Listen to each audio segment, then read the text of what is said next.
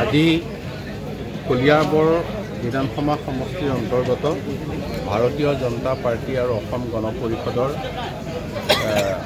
সকলো বিষয়ববীয়া আৰু কাৰ্যকৰ্তাসকলে এক প্ৰীতি সন্মিলনৰ আয়োজন কৰিছিল।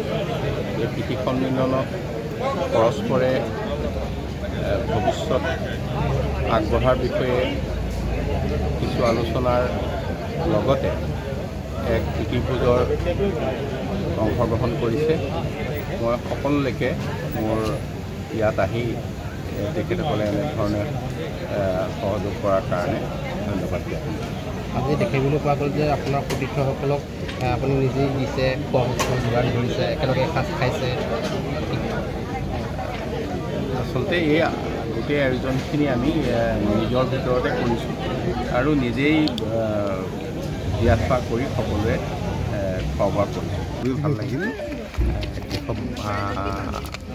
মহন্তদেৱৰ উদ্যোগত ইয়াত অসম গণ পৰিষদ আৰু ভাৰতীয় জনতা পাৰ্টীৰ বিশেষভাৱে বুথৰ কৰ্মকৰ্তাসকলক লৈ এই প্ৰীতিভোজৰ আয়োজন কৰিছে।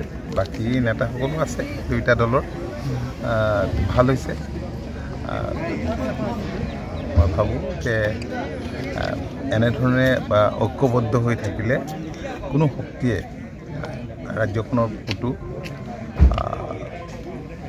বিশেষকৈ বিৰোধী দল বুলিবলৈ কংগ্ৰেছে আছে অকণো ক্ষতি কৰিব নোৱাৰে।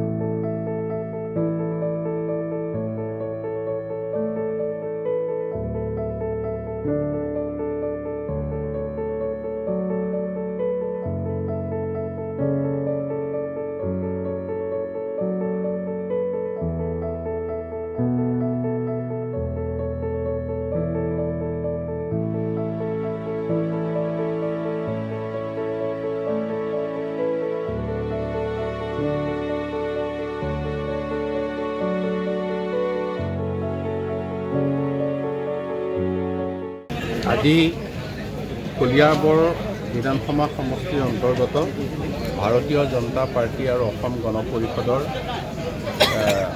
সকলো বিষয়ববীয়া আৰু কাৰ্যকৰ্তাসকলে এক প্ৰীতি সন্মিলনৰ আয়োজন কৰিছিল। এই প্ৰীতি সন্মিলনত পৰস্পৰে ভৱিষ্যত আগবঢ়াৰ বিষয়ে কিছু আলোচনাৰ লগতে এক প্ৰীতিভোজৰ অংশগ্ৰহণ কৰিছে। মই সকলোলৈকে মোৰ ইয়াত আহি তেখেতসকলে এনেধৰণে সহযোগ কৰাৰ কাৰণে ধন্যবাদ জ্ঞাপন কৰিছোঁ। আজি দেখিবলৈ পোৱা গ'ল যে আপোনাৰ সতীৰ্থসকলক আপুনি নিজেই দিছে, খোৱা যোগান ধৰিছে, একেলগে এসাঁজ খাইছে। আচলতে এই গোটেই আয়োজনখিনি আমি নিজৰ ভিতৰতে কৰিছোঁ আৰু নিজেই দিয়াত পা কৰি সকলোৱে খোৱা বোৱা কৰিছোঁ। খুবেই ভাল লাগিল। মহন্তদেৱৰ উদ্যোগত ইয়াত অসম গণ পৰিষদ আৰু ভাৰতীয় জনতা পাৰ্টীৰ বিশেষভাৱে বুথৰ কৰ্মকৰ্তাসকলক লৈ এই প্ৰীতিভোজৰ আয়োজন কৰিছে। বাকী নেতাসকলো আছে দুয়োটা দলৰ। ভাল হৈছে।